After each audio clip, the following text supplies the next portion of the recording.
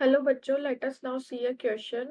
Visible light passing through a circular hole forms a diffraction disk of 0.11 mm.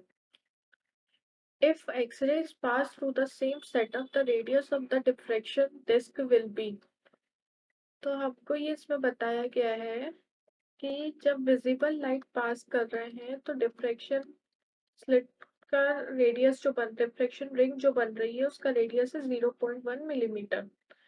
अब visible light is changed by X-ray. X-ray को हमने same setup से पास किया तो क्या होगा?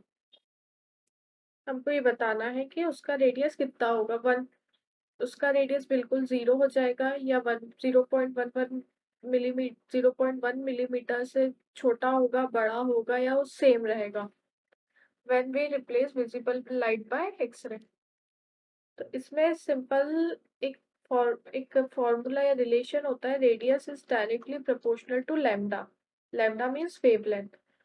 अब wavelength of x-ray is less than lambda of visible light. मतलब wavelength of x-ray is less than lambda या वेवलेंथ ऑफ विजिबल लाइट। अब विजिबल लाइट की बड़ी है, इसका मतलब उसका रेडियस भी बड़ा होगा एज कम्पेयर टू एक्स-रे। तो जो एक्स-रे का डिफ्रैक्शन ग्रेटिंग बनेगा या डिफ्रैक्शन डिस्क बनेगा, that would be less than 0.1, that would be less than 0.1 mm. So our final answer is B. Our final answer is B. तो हमने इसमें किया क्या है, हमको इसमें दिया था कि विजिबल लाइट को हमने पास किया एक सर्कुलर होल से, तो उसमें डिफ्रैक्शन डिस्क बनी 0.11 mm रेडियस की। अब हमने विजिबल लाइट को एक्सरे से चेंज कर दिया, तो हमको रेडियस के बताना है, रेडियस डिफ्रैक्शन डिस्क का रेडियस बताना है।